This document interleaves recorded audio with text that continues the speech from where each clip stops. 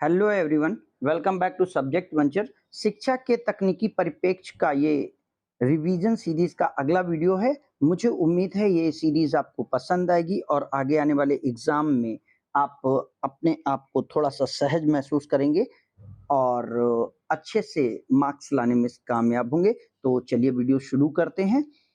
पिछले कुछ वीडियो मैं अपलोड कर चुका हूं, आप देख सकते हैं। जनतांत्रिक शिक्षण नीति नहीं है। तो जनतांत्रिक का मतलब होता है जिस पर कि हम बच्चों के साथ बात करके देखते हैं।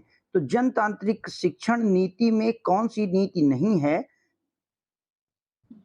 तो जनतांत्रिक शिक्षण नीति में अभिक्रमित अनुदेशन को नहीं माना जाता है। ये बात आप याद रखेंगे, क्योंकि अभिक्रमित अनुदेशन शिक्षण केंद्रित हो जाती है और शिक्षक इसमें सारी व्यवस्थाओं को देखता है। जनतांत्रिक शिक्षण नीति कौन सी है? जिसमें बच्चा पूरी तरीके से सहयोगी होकर के सीखता है। ऊपर ये दोनों विधियां और ये तीनों विधियां हैं। खोज एवं अन्वेषण भी है, पात्र अभिनय भी है, गृह कार्य और ट्यूटोरियल है। इस कारण इसे हम ये सभी सही करेंगे, ऑप्शन डी सही हो जाएगा। वाद विवाद का प्रकार है, तो औपचारिक और अनौपचारिक दोनों तरीके का वाद विवाद होता है। ऑप्शन सी आपका सही हो जाएगा। टोली शिक्षण का सर्वप्रथम विकास 1955 में कहां पर किया गया था? तो याद रखेंगे, टोली शिक्षण का विकास हमारा ऑक्सफोर्ड विश्वविद्यालय में हुआ है और इस पर डेट पहले ही क्वेश्चन में दी गई है, जो कि 1955 है। ये बात याद रखेंगे। टोली शिक्षण की विशेषता है, तो ये सारी विशेषताएं यहाँ पर हैं और इसके कारण हम उपरोक्त सभी को यहाँ पर टिक करेंगे।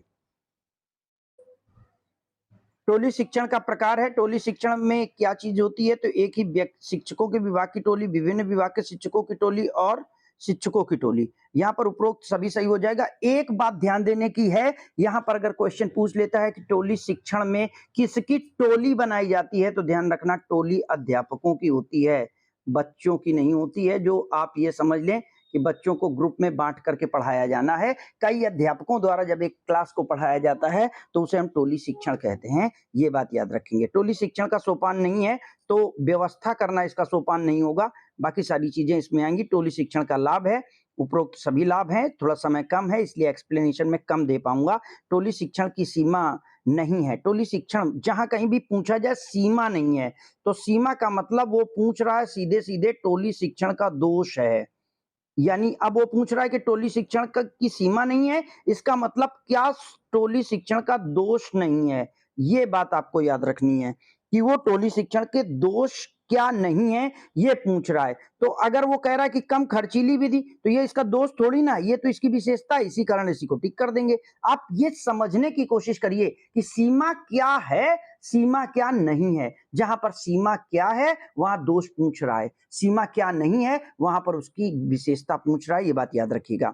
भाषण के संबंध में क्या संदर्भ सही है? भाषण द्विमार्गी है। अब आपने कभी सुना है क्या कि भाषण देते समय सामने वाला किसी को सुनता है? तो बिल्कुल नहीं सुनता। तो द्विमार्गी कहाँ? ये तो एकल मार्गी है। स्पीकर सीधे बोलता है, इस कारण पहला ही ऑप्शन गलत हो जाएगा। सामूहिक वाद विवाद शिक्षण के प्रतिपादक कौन है?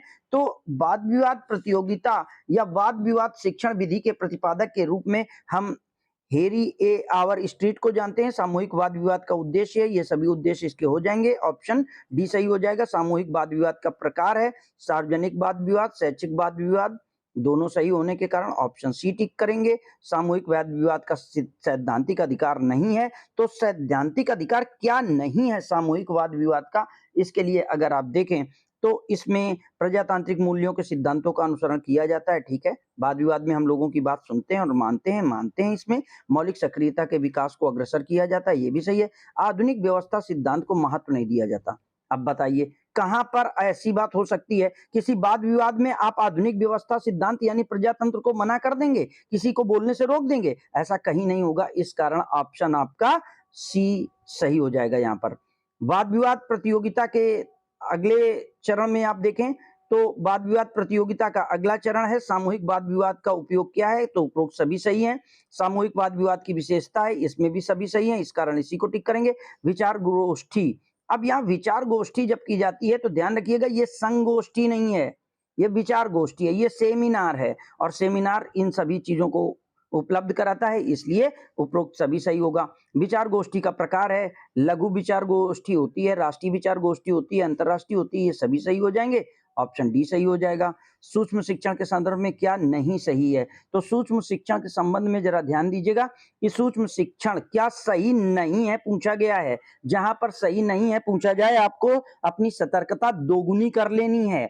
शिक्षण के क्षेत्र में एक नवीन अभिनियंत्रित प्रक्रिया है, बिल्कुल सही है। विकास इसका स्टैनफोर्ड विश्वविद्यालय में हुआ था, ये भी सही है।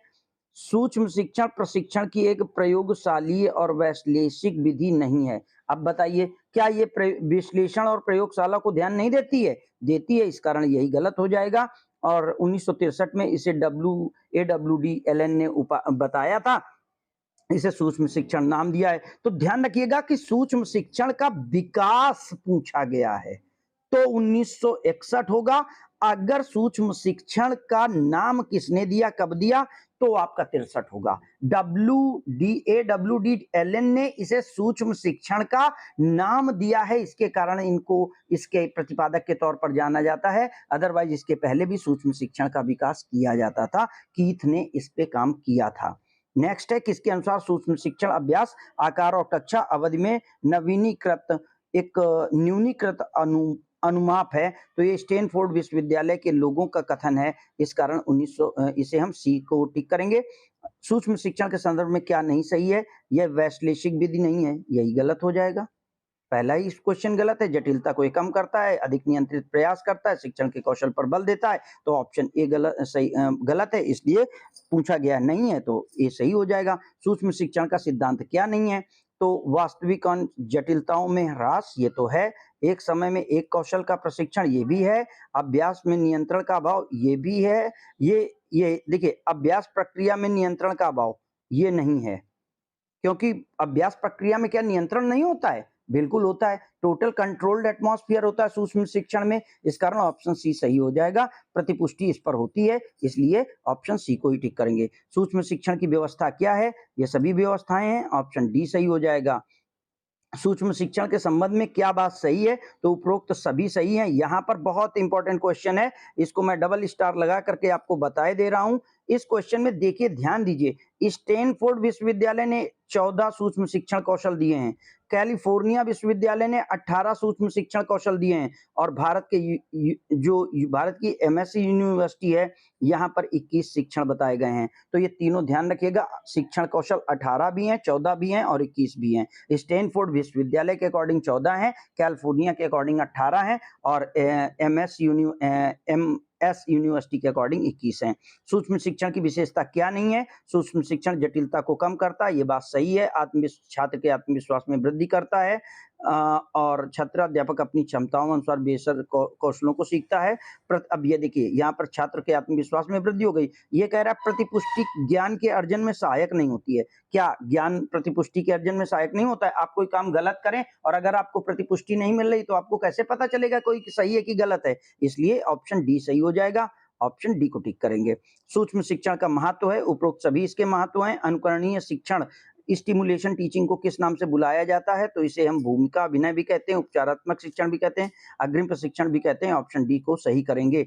नेक्स्ट हो जाएगा, अनुकरणीय शिक्षक का विकास किसके द्वारा किया गया था? तो अनुकरणीय शिक्षण की विकास प्रक्रिया को हमारे मनोवैज्ञानिक ने विकसित किया था, उनका नाम यहाँ पर क्रुइक्सैंक है, ये बात आपको ध्यान रखनी है। नेक्स्ट, किसने कहा कि अनुकरणीय शिक्षण काल्पनिक परंतु सत्य लगने वाला एक कृत्रिम रूप में शिक्षण होता है, जिसके सहारे प्रत्यक्ष प्रशिक्षार्थियों को वास्तविक घटना का सामान्य ज्ञान प्राप्त करने की क्षमता पैदा हो जाती है। ये भी कथन हमारा इन्हीं महोदय के द्वारा कहा जा सकता था, लेकिन इसे किक में टिक ना करके, किक इसके कहने वाले नहीं है, इसे संतोष मित्तल जी के द्वारा कहा गया है। ऑप्शन बी सही हो जाएगा।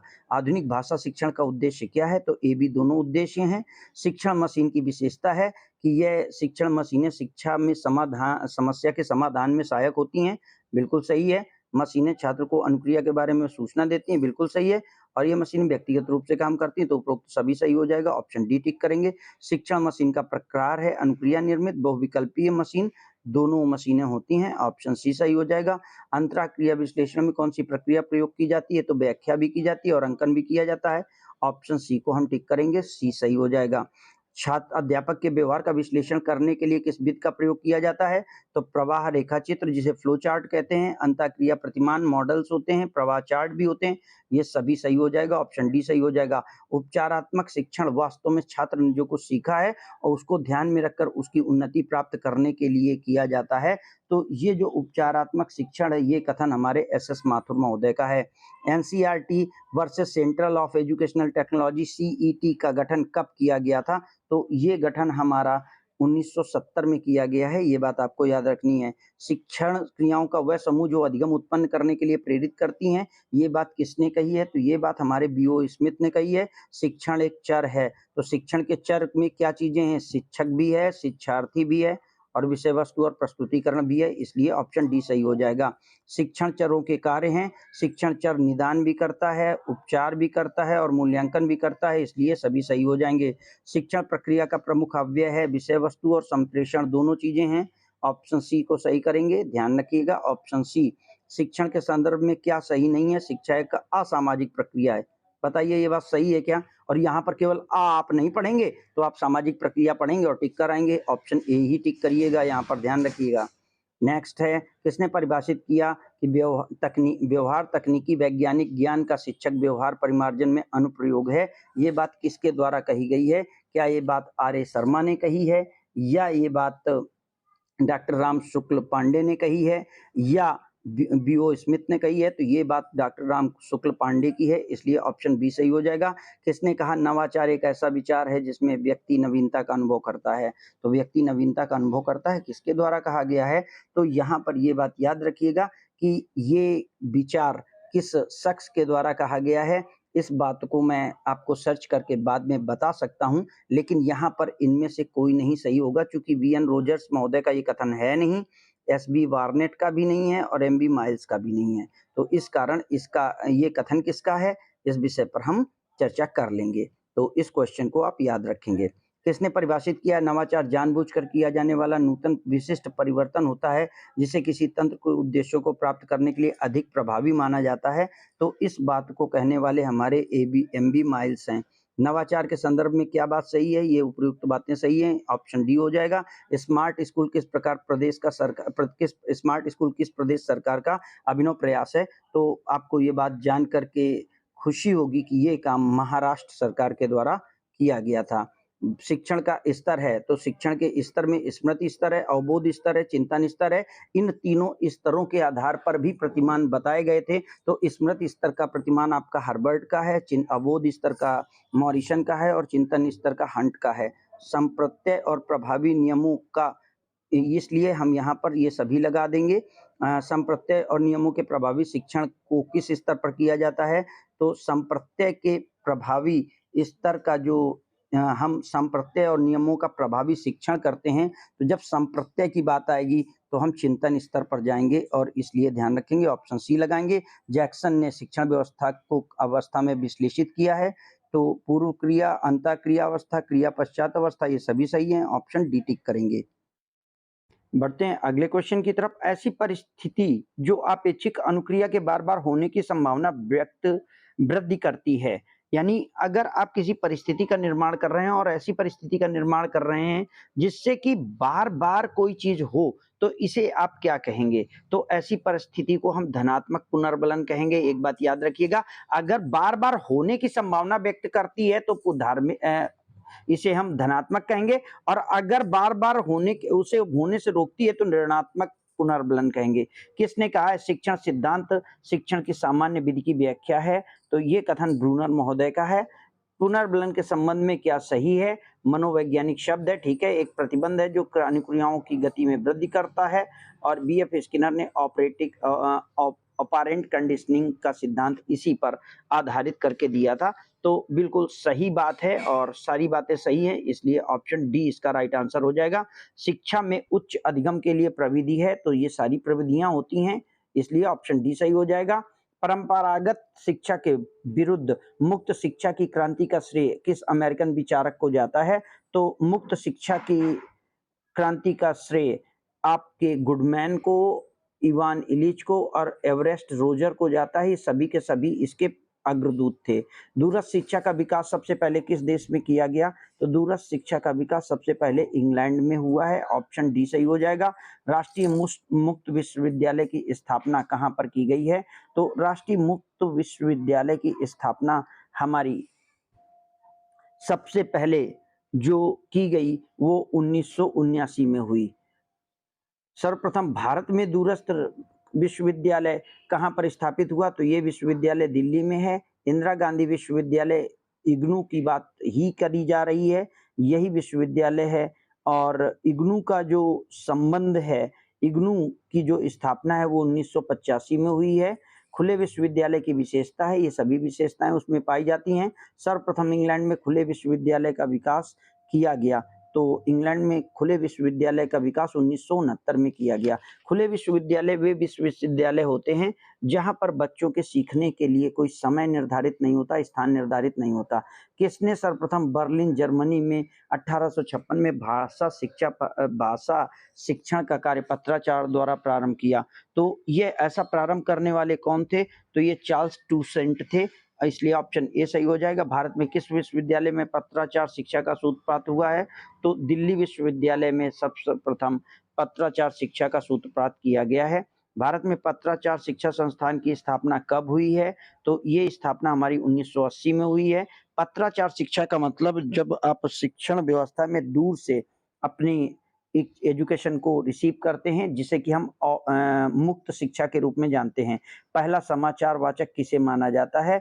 तो पहले समाचार वाचक देवर्षि नारद को माना जाता है, ये बात याद रखेंगे। धरती और इंद्रलोक के बीच संवाद हेतु कौन थे? तो ये अगर माइथोलॉजी में जाएंगे तो यहाँ पर धरती और इंद्रलोक के बीच में संवाद के लिए भी नारद मुनि को जाना जाता है। भारत में युद्ध का विवरण किसके द्वारा सुनाया गया था? तो ये विवरण संजय के द्वारा हमारे महाभारत में सुनाया गया। देवर्षि नारद का वाद्य यंत्र था, तो उनका वाद्य यंत्र क्या था? वीणा था, इकतारा था, या सितार था, या गिटार था? क्या रखते थे नारद? बताइए आप लोग, ध्यान रखिएगा, वो वीणा रखते थे, इसलिए ऑप्शन बी सही हो जाएगा। नेक्स्ट है, भारत में जनसंचार के आधुनिक माध्यम हमें किससे प्राप्त हुए हैं? तो जनसंचार के आधुनिक माध्यम हमको अंग्रेजों से प्राप्त हुए हैं। समाचार पत्रों, रेडियो, टेलीविजन और इंटरनेट के आदि से प्राप्त हुए हैं क्या? तो ये हमें कहाँ से प्राप्त हुए हैं? तो इन चीजों की भी उत्पत्ति हमारी पश्चिम से हुई है, यानी बाहर के देशों से। मानव जीवन अब संभव नहीं है, किसके बिना? संचार के बिना संभव नहीं है। संचार साधनों का सकारात्मक और नकारात्मक प्रभाव पड़ता है, किस पर पड़ता है? क्या पक्षियों पर, पशुओं पर, सभी प्राणियों पर, या लोगों पर? किस पर आपका विचार जाता है? तो ध्यान रखिएगा, केवल लोगों पर पड़ता है, सभी प्राणियों मत लगा दीजिएगा। सबसे बेहतर संचार करने की क्षमता और कुशलता किसकी है? ये इसमें भी निसंदेह मनुष्य की है, और ये बात आपको समझनी है। टेलीफोन, इंटरनेट, फैक्स, समाचार पत्र, रेडियो, टेलीविजन आदि विभिन्न माध्यम किसके हैं? ये सब संचार और जनसंचार के माध्यम हैं। केवल जनसंचार मत लिख दीजिएगा, संचार और जनसंचार दोनों होता है। अगर संचार के रूप में एक 1-to-1 करेस्पॉन्डेंस होगा तो संचार होगा, अगर एक तरफ बहुत सारे लोग हैं तो जनसंचार होगा। संचार के माध्यमों के विकास के कारण दूरियां कम हो रही हैं, तो कौन सी दूरियां कम हो रही हैं? ये हमारी भौगोलिक दूरियां कम हो रही हैं, ये बात याद रखेंगे। इन टेलीविजन पर देखे गए क्रिकेट मैच को क्या कहते हैं? तो क्रिकेट मैच को आप उसको सीधा प्रसारण कहते हैं, क्योंकि टेलीविजन सीधा देखा जाता है, रिकॉर्डेड नहीं होता, लाइव देखा जाता है। आधुनिक जीवन की कल्पना किसके बिना नहीं की जा सकती? तो अब जनसंचार और संचार के साधनों के बिना आधुनिक जीवन की कल्पना नहीं की जा सकती। संचार शब्द की उत्पत्ति जिस धातु से हुई है उसे हम क्या कहते हैं? तो संचार शब्द की उत्पत्ति हमारी चार से हुई है, इस कारण हम बी को टिक करेंगे। संचार का अर्थ चलना है, ये बात याद रखिएगा। किस संचार शास्त्री के अनुसार संचार अनुभवों की साझेदारी है, यानी अनुभवों की साझेदारी है, ये किसने कहा है? तो ये विल्बर श्रेम ने कहा है। प्राप्त संदेश का कूटवाचन कौन करता है? तो कूटवाचन का मतलब संदेश की डिकोडिंग होता है, ध्यान रखिएगा। जो संदेश होता है, संदेश में दो चीजें होंगी, डिकोडिंग होगी, इनकोड पहले इनकोडिंग होगी, इनकोडिंग के बाद मीडियम में डालेंगे आप, मीडियम के बाद सेंड करेंगे, उधर से रिसीव किया जाएगा, फिर उसको पढ़ा जाएगा, तो प्राप्तकर्ता डिकोडिंग करेगा, ये बात ध्यान रखेंगे। प्राप्त संदेश में निहित अर्थ के समझने को क्या कहते हैं? देखिए क्वेश्चन भी वही आ गया, इसको डिकोडिंग कहते हैं, ध्यान रखेंगे। और इसको लिखना इनकोडिंग कहते हैं। मैसेज को लिखना इनकोडिंग कहलाता है, पढ़ना डिकोडिंग कहलाता है। फीडबैक के अनुसार सुधार कौन कर संदेश में सुधार कौन कर सकता है? तो फीडबैक के बाद संचार में सुधार संचारक कर सकता है। संचार की प्रक्रिया को किससे बाधा पहुंचती है? भीड़ भाड़ से, शोर से, लड़ाई झगड़े से। तो शोर ऐसी चीज है जो संचार प्रक्रिया को बाधा पहुंचाता है, ये बात याद रखेंगे। आत्माओं और पूर्वजों के साथ संचार की बातचीत को क्या कहते हैं? अगर हम आत्माओं के साथ और अदृश्य चीजों के साथ संचार की बात करते हैं तो इसे ट्रांसपर्सनल, जहां पर इंसानी शरीर के बाहर जाकर के हम बात करते हैं, इसे हम ट्रांसपर्सनल संचार कहते हैं। नए माध्यमों जैसे कंप्यूटर, टेलीशिपिंग, इंटरनेट एंड मोबाइल टेलीफोन के माध्यम से क्या किया जाता है? तो इन माध्यमों से हमको आज के समय में इंटरैक्टिव संचार करने को मिलता है, यानी हम दोनों तरफ से टू वे कम्युनिकेशन कर सकते हैं। भारत की सबसे पहले बहुभाषी समाचार एजेंसी कौन है? तो भारत की बहुभाषी समाचार एजेंसी हिंदुस्तान समाचार है। भारत में सबसे पहले मूक फिल्म कौन सी थी? तो सबसे पहले जो मूक फिल्म भारत में बनी थी वो दादा साहब फाल्के के द्वारा बनाई गई थी और इन्होंने ही इस चीज को बनाया था, और शायद ये फिल्म आलम आरा थी। अगर पूछा जाए कि ये फिल्म कौन सी थी, तो जहां तक मुझे याद है आलम आरा पहली मूक फिल्म थी, और शायद पहली बोलती फिल्म राजा हरिश्चंद्र थी, ये बात याद रख लेंगे तो ज्यादा अच्छा रहेगा। वैसे इन दोनों फिल्मों के नाम आप एक बार चेक कर लीजिएगा, मुझे कंफ्यूजन हो सकता है।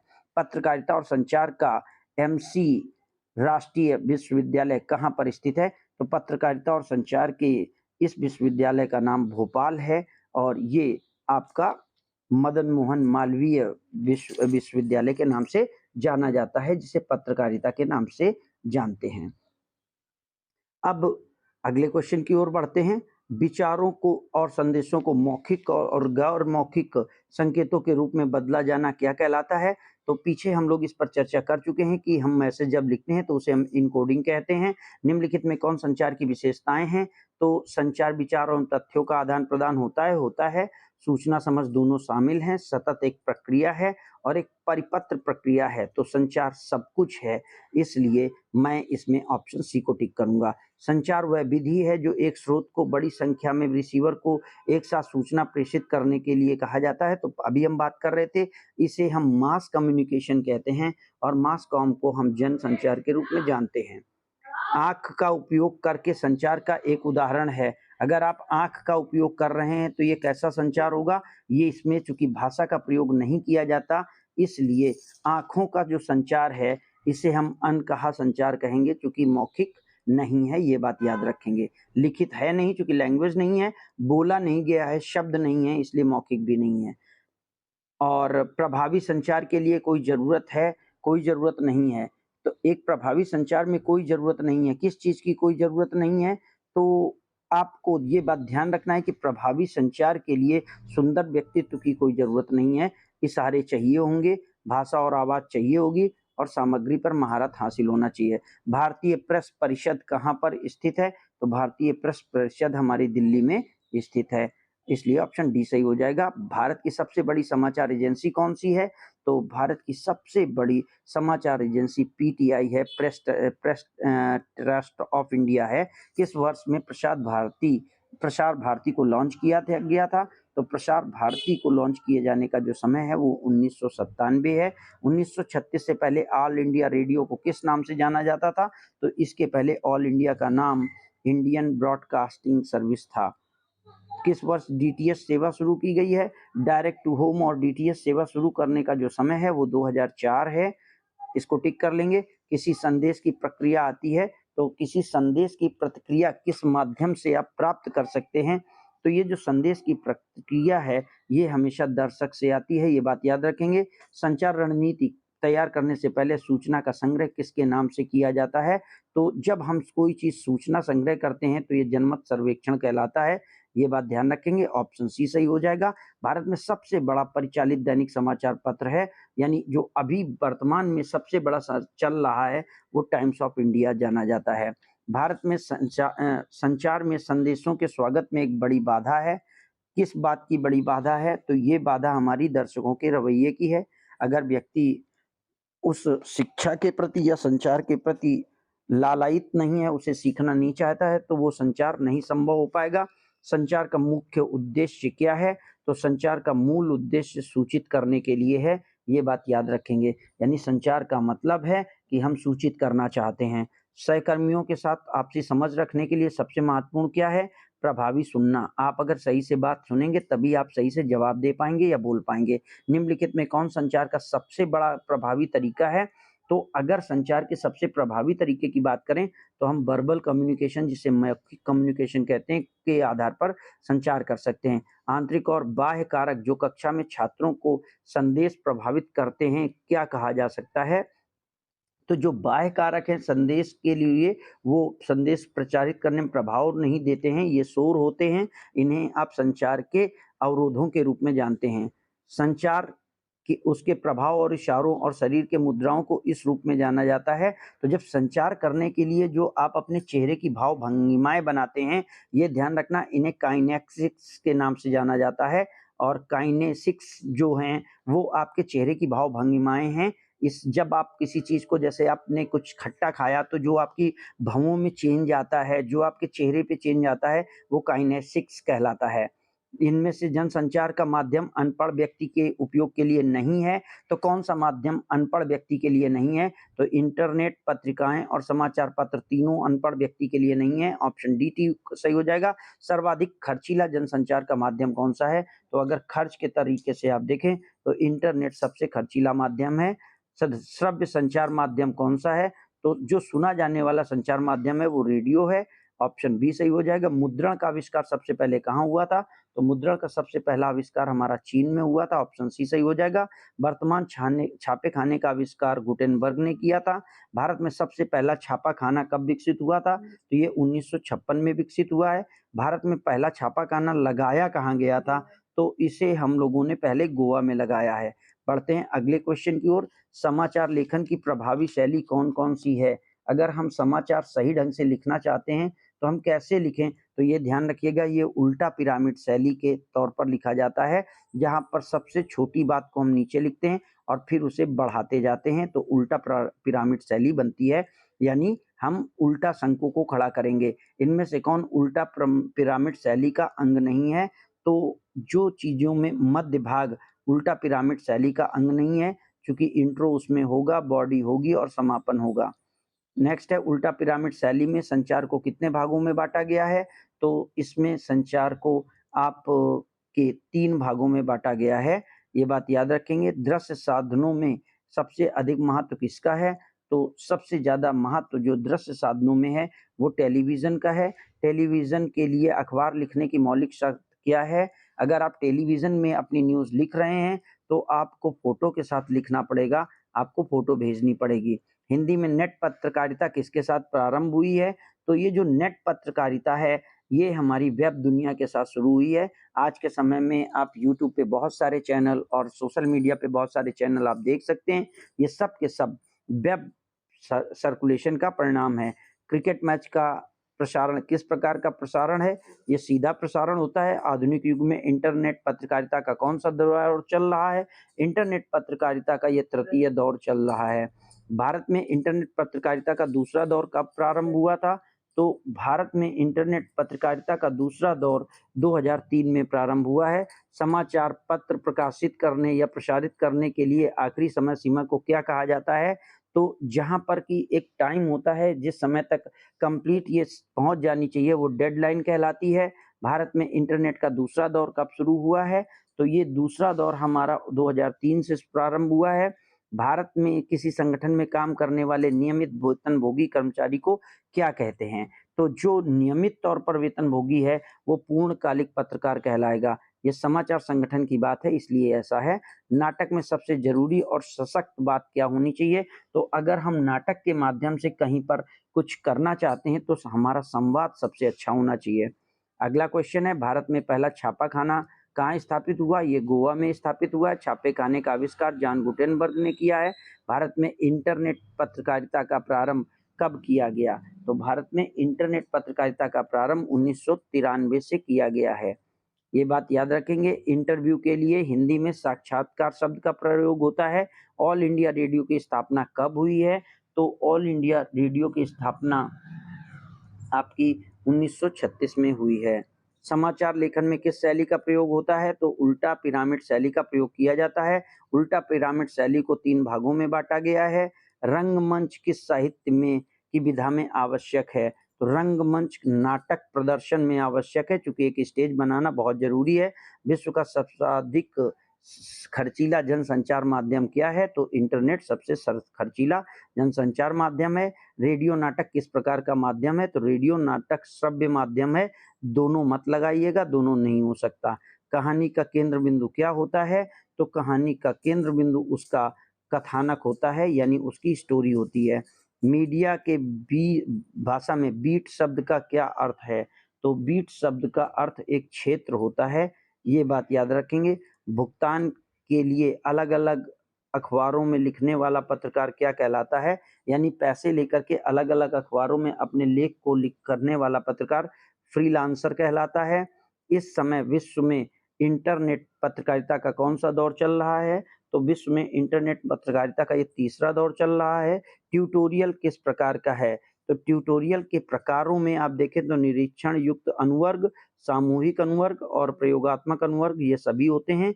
इसलिए ऑप्शन डी सही होगा। तो यहाँ पे इस लेक्चर को हम अपना विराम देते हैं। मुझे उम्मीद है आप अपनी तैयारी अच्छे से कर रहे होंगे और अपने रिजल्ट को बनाएंगे। मेरा विश्वास आप लोगों पर है। आप मेहनत करते रहिए, हम और भी वीडियो अपलोड कर देंगे।